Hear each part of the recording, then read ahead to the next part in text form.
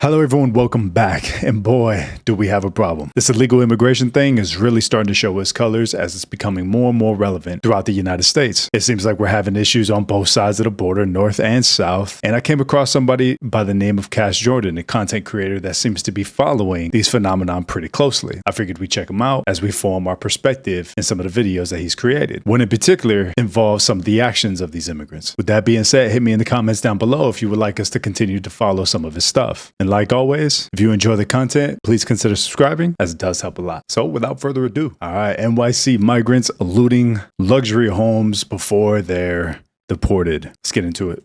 2 people in custody tonight after the FBI search of a Diamond District pawn shop. The 2 men had been buying stolen luxury items from South American theft groups and then reselling them at their store. So the owners of this store right here are in FBI custody for allegedly working with a South American robbery crew to sell stolen items, some of which were taken from the homes of professional athletes and other wealthy individuals all across America by a gang of Chilean immigrants residing in the U.S. illegally, living out a twisted version of the American dream with the alleged help of an American business. How you guys doing?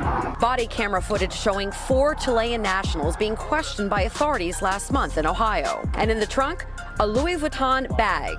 Where are you guys headed to today? Orlando? Wrong way. Florida's that way. Nijinsky and Juan Villar are accused by federal prosecutors of regularly serving as fences for South American theft groups. Their Diamond District pawn shop raided Tuesday. Someone is trying to break into the house right now. My daughter is there. This is Joe Burrow's house. Federal prosecutors say the thieves made off with roughly $300,000 in luxury items, including watches, glasses, piles of cash, and Louis Vuitton luggage. The alleged gangbangers also posed wearing the NFL star's JB9 and number 9 chain necklaces. They come here almost exclusively to commit and engage in criminality.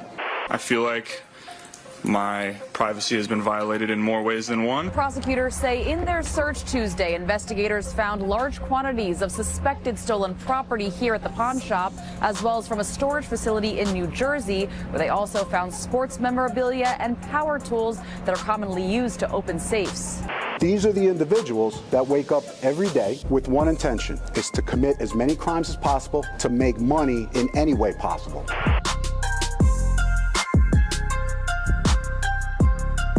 So evidence links one of the thieves busted robbing a football player's home to a pawn shop in Midtown Manhattan. But what nobody's talking about is this FBI bust reveals a shocking level of cooperation between illegal criminal gangs and New York City businesses that look and appear legitimate. And I think some of the issues that you'll see too is the luxurious target. And so there's a little less empathy from the populace that they're getting invaded or that their things are being taken and what have you. And all right, that is an argument. Well, hey, they already have so much anyways, the Robin Hood perspective. But at the end of the day, it's the principle. And I believe principle over any additional variable that follows. When someone is stealing from you, whether you have a lot or a little, does not make it okay or acceptable. The fact that a lot of these people involved are illegal immigrants, you're not helping the perspective of those that are immigrating with good cause. And this is something that I spoke about in my recent video as well. There's a theme here, and I'll hit on that theme later.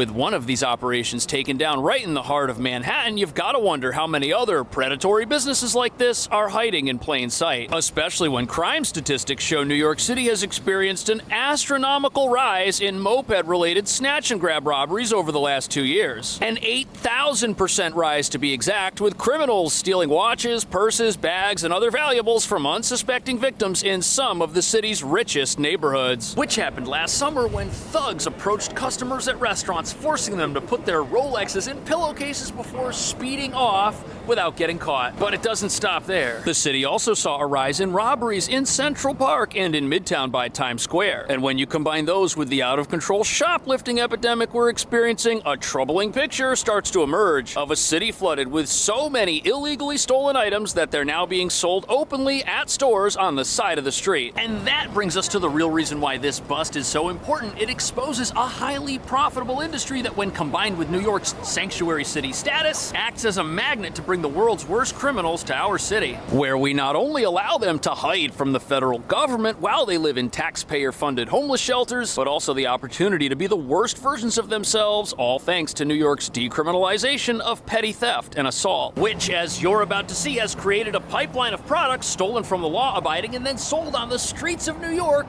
in broad daylight.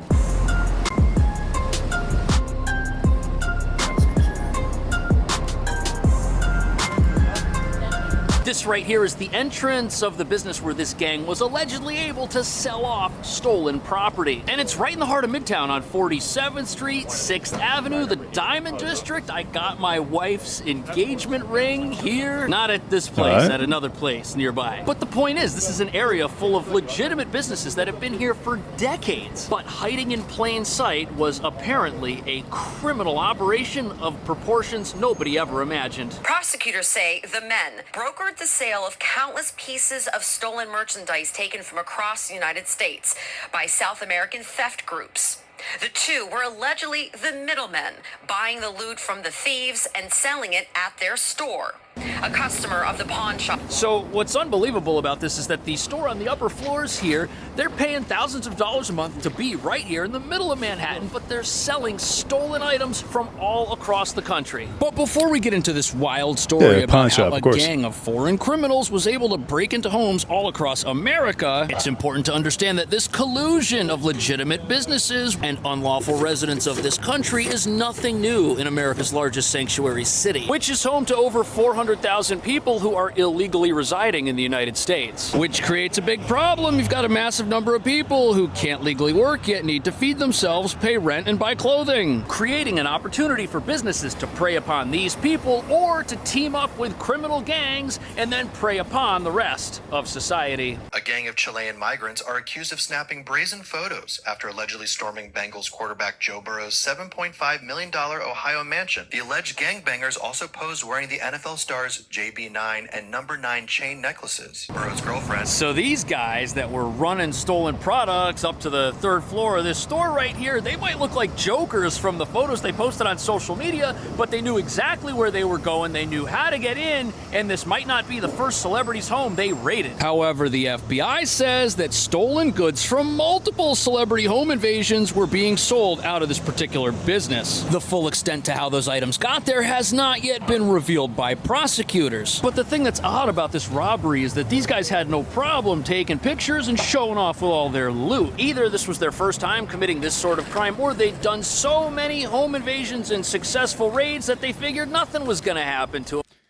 Just repetitious behavior. I mean, let me know in the comments down below is the counter argument that I often hear that it justifies illegal immigrant behavior is that the criminality or the criminal activity conducted by illegal immigrants is far less than what the general populace of citizens in the United States will commit.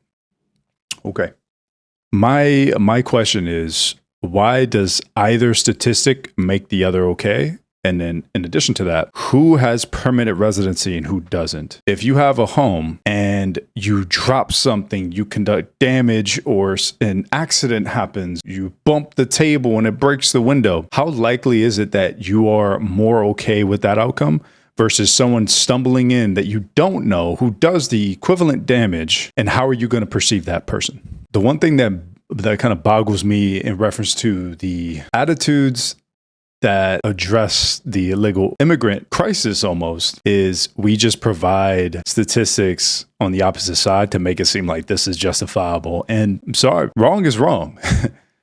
Does the United States have an issue with crime? Absolutely. I'm not denying that. I'm just saying when someone is coming here in good faith or is supposed to arrive here in good faith, because that's literally what the immigrating process is supposed to be. You're supposed to say, you know, what you're here for and what you're trying to accomplish, right? You're basically setting a precedent of what you're supposed to do here or why you should be here. Okay. Imagine if that was what you put on that paper whenever you cross the border. You know, if we want to talk about what exactly is honest, I think that's kind of the phenomenon you're seeing. And the fact that these businesses are in lieu of the, like, hey, let's make this to our benefit. I mean, sure, it is a question of morality.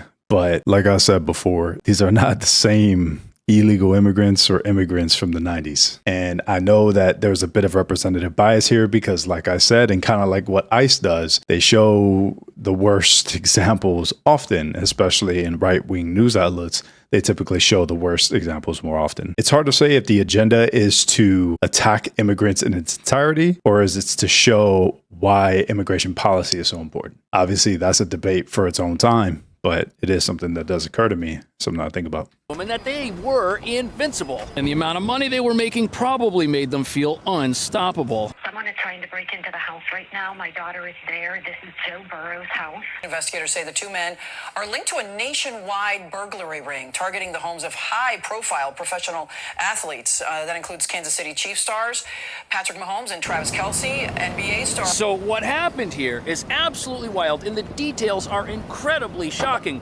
Not just how the goods were stolen from this person's home, who did the stealing, and how they were offloaded right here, but this is not the only business in town which apparently has a no questions asked policy when it comes to buying things that walk in the door from people who might be criminals. In fact, everything that can be stolen gets stolen and resold here. You've got bodegas selling stolen food, clothing stores reselling stolen items from places like Macy's, and if you're curious about how these gang members might have met these people, well, there's a whole bunch of stores here that all say they're willing to buy valuable that it might be secondhand. I mean, this is common practice. I mean, is it right? No. But this has been a thing for a long time now, even with the common criminal that exists in the United States, citizen or not. I think the emphasis is that it's getting worse. I would argue that there's probably statistics proving that it's getting worse. And I think that's what the alarm is. Criminals could literally have just gone up and down the block with a briefcase full of stuff, showing it to people until they found a willing accomplice. And the crazy thing is, it looks like they would have gotten away with their heist if they hadn't done something really stupid. Body camera footage showing 4 Chilean nationals being questioned by authorities last month in Ohio. Where are you guys headed to today, sir? Orlando? Wrong way. Florida's that way. The man in the front passenger seat wearing a Cincinnati Bengals beanie, Burrow's team, and in the trunk, a Louis Vuitton bag and a... He's like showing him the phone like that's, oh yeah, I told you. Serious issue. I know. It's just funny what happens when it's like when kids get caught, you know, it's just like, it's like you told that child to brush their teeth or something like that. And, you know, when you come around the corner, they're all pretending to fix something like, or slowly tie their shoe. Like that's not what they were doing. You know, it's funny. It's funny that you still see that level of immaturity in criminals, because obviously if they didn't develop a sense of moral compass, then obviously they kind of fell short of the totem pole in that sense.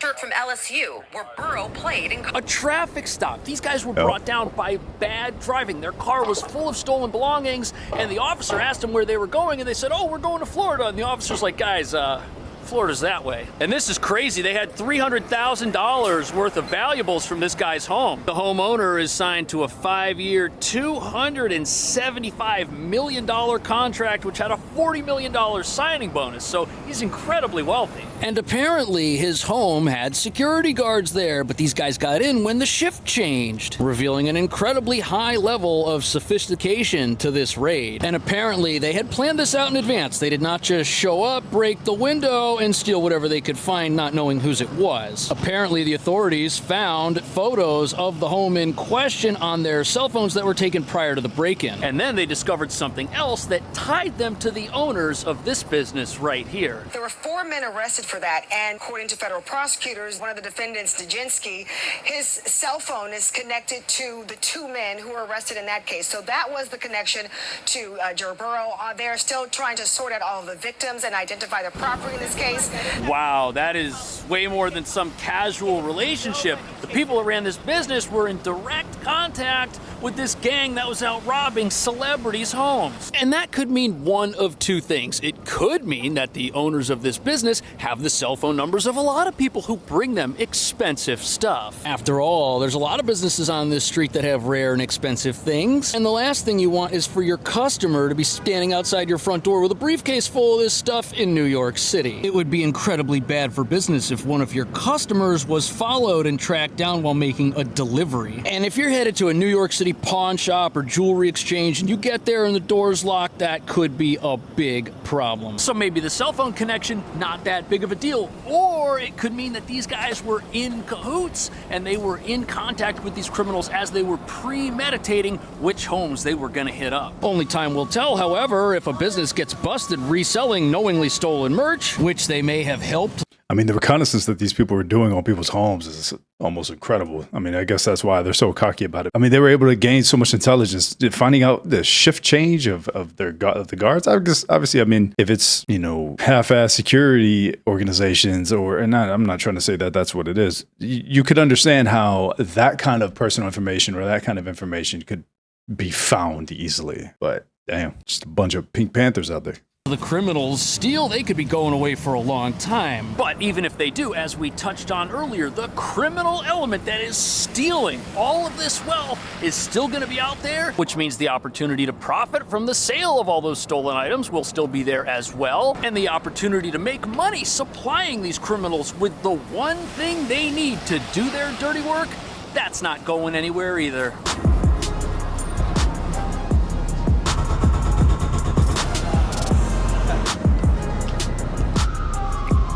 So criminals, gang members, thugs, there's a lot of people like that living in New York right now, and they need to arm themselves to get up in the morning and go about doing what they're here to do, which creates an opportunity for people in possession of things that are banned to sell them and make a lot of money because they've got a lot of customers who need those things to go about accosting others, stealing, robbing, home invading, etc. And sadly, this criminal opportunity has attracted people to New York who are just the absolute worst of the worst. These are some of the worst criminals, suspected Tren de Aragua gang members, allegedly making money selling guns on the streets of the city.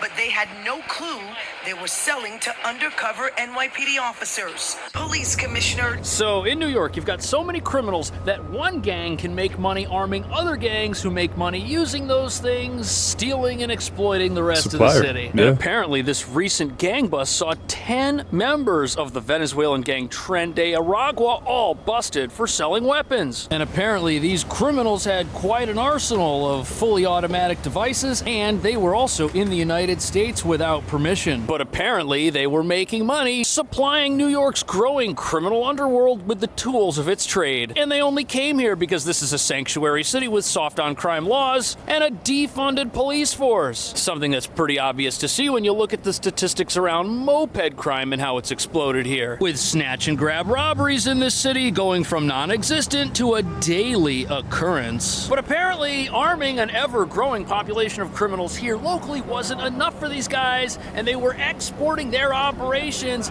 to other states. Kat says their criminal activity includes other crimes reaching further than the city. And included Connecticut, Pennsylvania, Texas, Florida, Colorado. When confronted during a buy and bust operation, the NYPD says the gang members put up a fight. Still, detectives. So these guys, apparently, they didn't want to go down without a fight. The police knew coming into this that these were violent criminals. But it gets even worse because look at this. One of the guys that they took down has prior arrests for weapon possession. Now that's incredibly serious. Weapons are no joke here. You're not even allowed to have them in certain parts of town. And if you get caught with an illegal one, that's a felony, which is supposed to come with prison time. Yet this guy somehow still had his freedom. He was living life as a criminal without a care in the world. And why was that? And what kind of backwards message does that send to people who want to come here and be dangerous? We got signs all over Midtown, where I'm at right now, saying that you can't have weapons, yet when people get caught with them, nothing happens to them. That's why you've got people that are here selling them illegally. And that's why you've got people that are using them to commit crime all over town. And apparently also in other parts of the country where they're invading the homes of wealthy individuals to rob them and then sell whatever they stole on the streets of New York. Tren de Aragua, or TDA, is a violent gang from Venezuela. On social media, police say they display their criminal enterprise and how they're expanding day by day here in the city. They come here almost exclusively to commit and engage and criminality. So there you have it. These gangs, these criminals, they didn't get here by accident. No, they came here because this is the perfect place to do what they want to do. And based on what our country's learned about some of these gangs, like this Tren de Aragua, everyone should have seen this coming. Because this one group in particular, they are human exploiters. It underpins every single crime they're involved in. And asylum seekers in New York City shelters reported being approached by gang members demanding that they join their gang and start committing crimes. Saying no would result in someone being branded an outsider, a fate nobody living in a government-funded homeless shelter that bans police from entering wants, because in these places the only morals come from the criminals that have taken them over. And I think this is kind of a perfect point of the technological reach that people from other countries have been able to develop over time. You know damn well that there's a word of mouth going around of how to be able to be better at these kind of systems and organizations before you even get here. And it's word of mouth passed down to wherever they may come from, that check it out, the laws are set up in this weird way where we could easily get away with a lot of stuff because, as you saw, even with possession of God knows what, he's still going to be able to be let out on bail regardless of being a felony nowadays, especially now. And I'm not too sure as to how the legal system presides in New York as an example.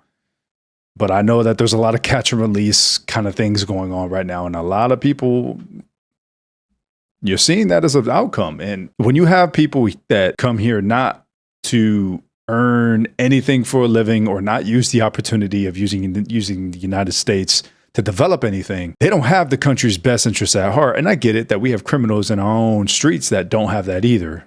That's fine. However, they were born here versus they showed up here to do this.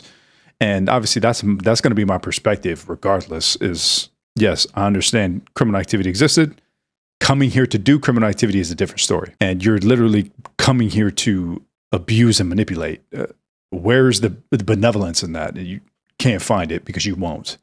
Does that put a dim light on all illegal immigrants? Yes, it does, because the news provides representative bias. You got to keep that in mind. Like, that doesn't help nobody. And so you got to deal with this as a problem that it is. But the big issue is that you're having this constant disrespect for the authority of the United States, the constant disrespect for the values of the United States. Does everyone have that? No, I don't. Like I said, I understand it exists on a spectrum on how much people value or do not value living in America. The more you have people who disregard, the more the attitude will shift in that favor, especially in places that are tightly knit like New York. You know, I'm not from there. And obviously, if I have any viewers that want to speak on that, by all means, let me know what you see on a day-to-day basis, because I'm too far to notice myself. When they know this coming forward, this is why I think this has a lot to do with why a lot of the immigrants that do make that journey to here, obviously we're seeing that slow down a little bit, but the ones that already made it through because of the previous administration, what are they trying to accomplish now? And how much do they know based off word of mouth, because they can easily just look up anything on the internet?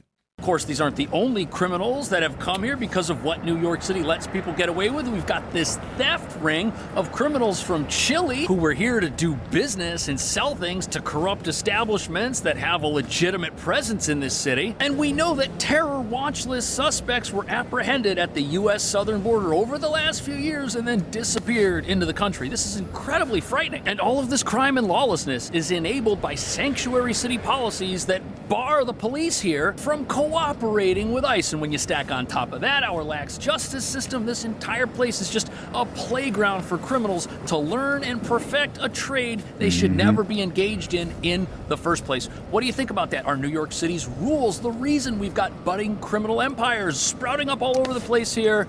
Let me know. Thank you so much for watching. I'll see you in the next video. So that was Cash Jordan's take on some recent shenanigans, if you will, happening in New York City in reference to illegal immigrants using theft, violence, and what have you to be able to monopolize with cohesive American businesses. Now, a lot of people feel I'm very interested into the mood of that perspective and what that may mean to others.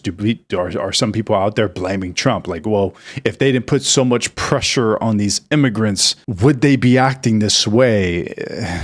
Another thought that I like to put forward is the idea of the Second Amendment and how the idea of abolishing the Second Amendment or putting weapon restrictions in these states and cities, I would argue this makes you want to go out and secure a firearm even more, get a license to carry on the onset of being a victim of this kind of criminal activity for your local business, for your family's sake, what have you, especially if you're in the proximity of these sanctioned cities. I understand that the people that pitch the idea of abolishing the Second Amendment is because you believe in like a perfect society where no one's going to do harm or crime with, and no one's going to be able to receive weapons and get them some way, somehow. They're still going to be able to do it. I don't understand that logic, that criminal activity will exist as long as laws exist. And to think that, let's remove the laws then. No, we just become more immoral then.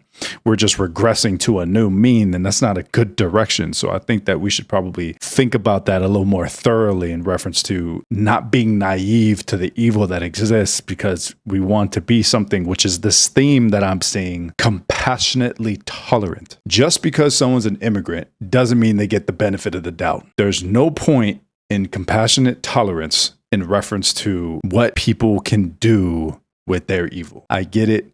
We want to provide comfort and shelter and things to people who have less than we do. But just because they have less than we do does not mean that we're obliged to allow various forms of behavior that is not justified because of status. And that's what's lost on me. It's like, they're just illegal immigrants, let them have let them try to make a living, let them do this, let them do that. We do it too, right? That makes no sense to me. Just because someone has less, that does not justify immoral behavior based on status.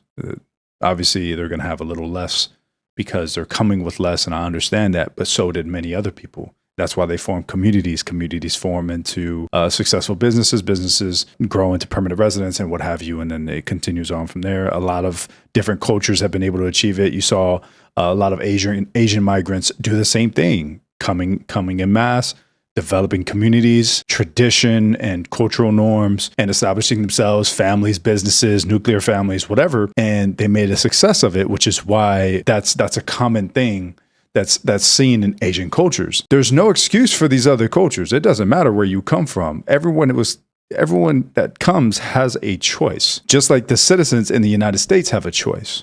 And I'm telling you, we have completely weaponized this idea of compassionate tolerance. Oh, they have less than I do, so let them steal. He has less than I do, let them kill. Now, I understand that not everyone is extreme in that sense, but you see, when we have extremes and we have morality, the more we choose to be extreme, the more the mean shifts to the extreme, and the less likely we become moral, or we allow the country to remain moral in some sense, because it's harder to be moral than it is to be immoral. And you can combat me with that all you want. If anyone wants to disagree with me in that sense, the point is that it is far more difficult to walk uphill than walk downhill. And I think that we've become a very compassionate society, and not in a good way. We are literally being preyed upon by multiple entities, and I think it's very adamant. Now, the biggest issue that I've seen with illegal immigrants is one thing and one thing only: losing the idea of American values. Now, you had somewhat of an extreme theory previously called the Great Replacement Theory, that was put forward, and if you weren't white European American, then you shouldn't be in America, which is stupid, because if we look at the topography of what America sits on, it is literally impossible to be that. But the one thing that I will challenge is, what on average is the mood of America? Are we less patriotic? Do we see America as less valuable? Do we think the country is not worth fighting for anymore? Do we think the country is not worth standing up for anymore? These are the elements that were on the onset of Great Replacement Theory. And this is something that's worth thinking about, because, like I said, I'm not trying to prove the theory in the matter that the theory was trying to be proven, but the outcomes of the theory match the regression of those values of the American perspective. And when we have more of that, it's easier to divide the country, because we don't have an identity that is America, which I agree in. I think that America should have an identity. Now, should that identity have multiple subcultures and then we all kind of coexist in what is America? Absolutely. That's what I think. But then this divide of no, America should burn or America isn't shit or whatever the case is and America should only exist in the way that I perceive it and down with your America. It's just like, damn. I know that this is a discussion that has happened throughout history. It's just seeing these examples of what illegal immigrant activity has kind of existed in the past 4 to 5 years is kind of alarming. And maybe y'all can share in that sentiment a little bit. I know this is a massive issue. It's why Donald Trump won. It was his number one reason for getting into office for those that didn't know. So if you didn't think this was an issue, you're sleeping under a rock. All right. That's just the reality. And I think that it's about time we come out and see what is happening within our own country. Now, to each their own. What is the answer? Well, this catch and release stuff, it's got to stop. Do I have an answer to how the prison or correctional facilities can handle that onset of criminal activity?